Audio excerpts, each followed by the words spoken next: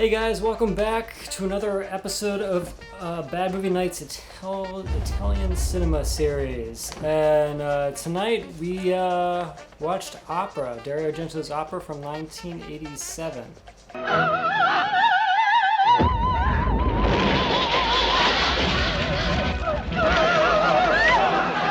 Terror at the Opera. The final note is a real killer. I didn't think this felt like an 80s movie, although I watched the newly released Blu-ray version. Oh, really? Which looks fucking incredible. Oh, man. But, yeah, this movie, to me, looks fairly newer than that. Yeah, more contemporary, right? Yeah, more contemporary. That's the word I was looking for. Yeah. It's a great movie. It's by most accounts, from what I understand, it's considered his last great film, which I don't. Oh, come on! I don't really buy Dracula into 3D, Mother of Tears.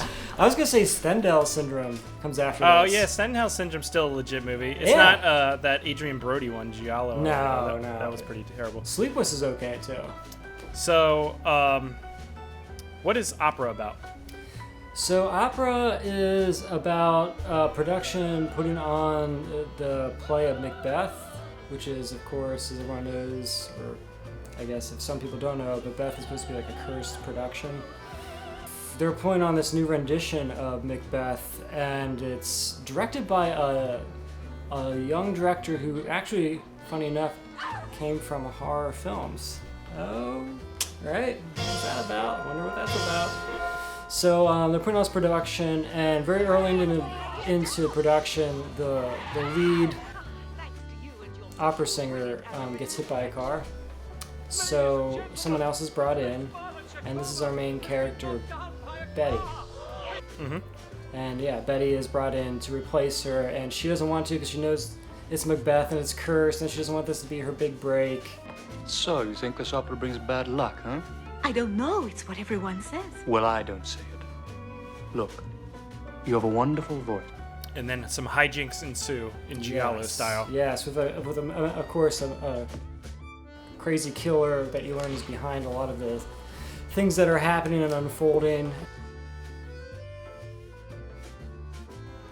Yeah, to me, this movie is a good mix of pretentious filmmaking with over-the-top gratuitous violence and fun. So, like, at no point in this movie am I not entertained. Yeah. So, to me, I wouldn't necessarily say, like, it's a great movie, but it's a really entertaining movie. Yeah, I think it's pretty good. I don't think it's his best movie by any means, but it is a great film for what it is. It's funny. I've read up about this prior, but Opera was like, they had a lot of problems with making this movie. Like a lot of problems. Like for one, Dario Argento's father died halfway through the film. Right. Which really upset him. His main actress, he was arguing with her all the time. There was another actress that quit right before filming, and like his just ex-girlfriend was in the movie. All kinds of things happened. It was just like a mess. One of the main actors got in a car accident. He went in and they like did tests on him, and they found out he was HIV positive, and they died 2 years later. The one actor. The movie? Yeah, the one Really? actor. Yeah. Like all this horrible stuff happened to everybody. One of the things I wanted to mention too is like this film production was so terrible for him. Like when it finished, he got on a plane by himself and flew to India for like a spiritual retreat and reset. That's how bad it was. Is that where he got his plans for Mother of Tears? Maybe, but he said like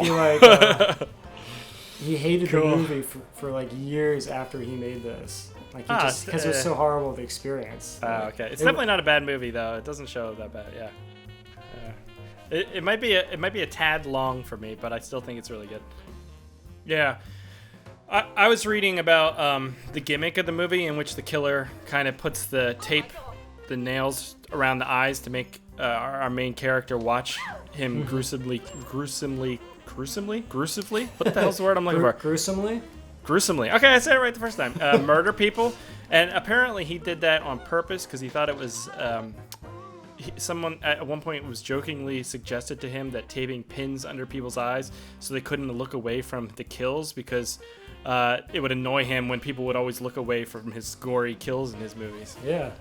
So that is this movie does have like a very voyeuristic tone to it, in which, because like I said, our main character has to witness everybody being brutally murdered. Yeah, she is captured and forced to witness these horrible murders. So the first thing about this movie that I really do enjoy is the camera work. It's like this great sweeping camera movements. Oh man, that opening shot in the beginning of the movie is like one take. It's amazing. Yeah, it's awesome, and it gives the movie a lot of momentum. Where even like just scenes where it's just characters dialoguing, but the camera's constantly moving around, and it's not like the guy doesn't know what he's doing, so the camera movements are calculated and they really work for this movie. Yeah. They don't feel like they're forced or like annoying or anything like that, because I've seen movies where it's just like a dialogue scene and the camera moves all over the place and it detracts from the dialogue. But this, to me, like the camera almost feels like a character, and it is a lot of times. You're viewing a perspective of a character a lot of times with it. You even get a perspective of birds and stuff. Yeah. So, and that's kind of some of the pretentious-y filmmaking you get in this movie, where it is like these very deliberate camera movements and really good lighting, and not like a lot of over-the-top lighting like in Suspiria, more constrained stuff. But there's like hints of gel still, which I think is kind of interesting. And it's excellently done. But then it cuts to like a murder sequence, and it's so gruesome and over the top a lot of times, and kind of mean-spirited for Argento movies. Like this one definitely feels darker in tone to me. Yeah, oh yeah, it's definitely darker in tone.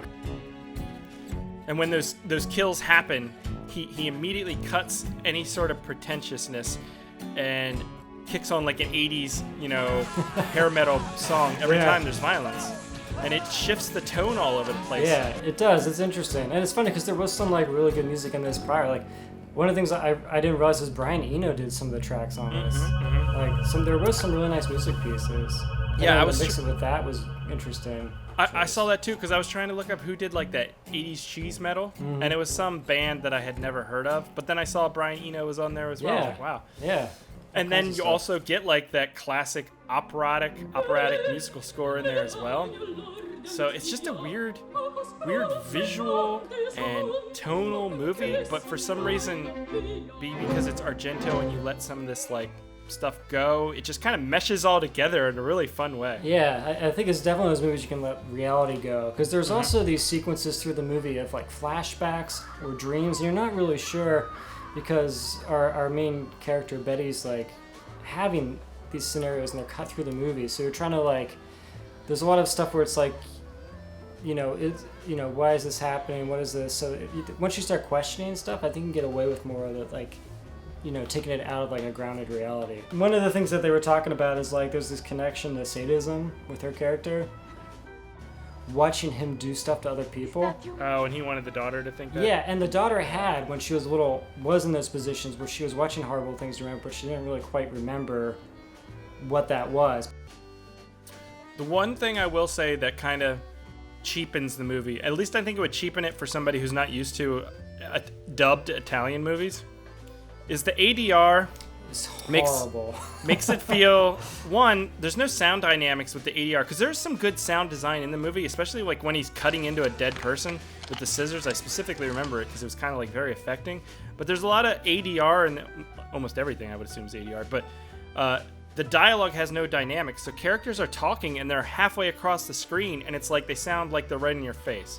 So that kind of like loses you kind of don't become like invested in the environment, if that makes sense. You're kind of like outside of it. And then it also makes the acting seem cheap. Yeah, I think that happened not on purpose. I think there was some situation where they were trying to get this distributed to the States, and the company that was going to do it requested that they cut the final scene of the movie in the Swiss Alps, and Dario Argento refused to do it, so then they refused to do an English release. So I don't think it ever had the proper like dubbing ever done to it. So that could be why it was like that, possibly.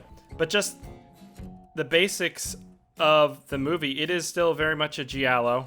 There's still very much a mystery. However, it is way more grounded than something like Suspiria. It has its surreal moments, but it doesn't feel like a complete dream. It feels like, you're following this character through a bit of a mystery. She is kind of helpless throughout the whole movie, which is a little frustrating. There was some frustrating moments too, where like someone would get murdered and like she doesn't run to the police ever, and you're always like, why isn't she doing that? Right.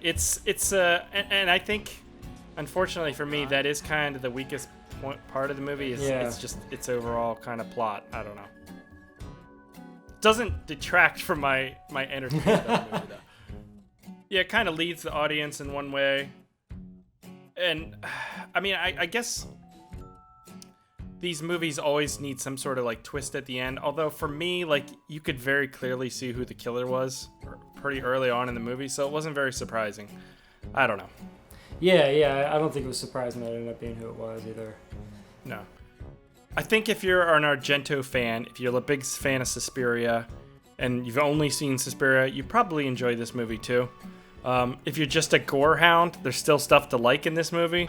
But if you are a fan of the more, if you get an interest in the cinematic quality of a movie and you like the lighting and the camera movements and stuff, there's a lot of quality to this movie as well. Definitely.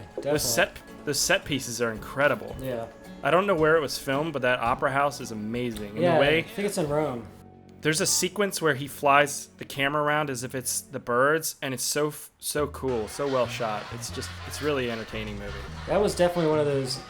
The sequence of the birds was definitely one of those moments where it takes you out of reality too. Like the bird's gonna identify the killer. You really have to be willing to make that jump at that point. You know what I mean? Like that was definitely one of those moments. It's like, well, I guess. well, there's lots of those Argento moments where it's like, a bird's like just ripping out a person's eye and then eating it. And it's like, why is that in there? Oh, I don't know, because it's cool, I guess. There's like a brain pulsating scene. Right? Yeah. There's an amazing scene with somebody looking through a peephole that is, if you haven't seen it, you need to see it. It's just awesome. That is a great, his death scenes are pretty amazing. Like that scene in slow motion where the character, they put the gun up to the hole and they pull the trigger and it's... I wonder how they shot this. This is like pre-CG. They would have had to practically emulate that bullet going through glass. I have no idea. It's so cool. It looks so good. It looks so good. I want to see your face again.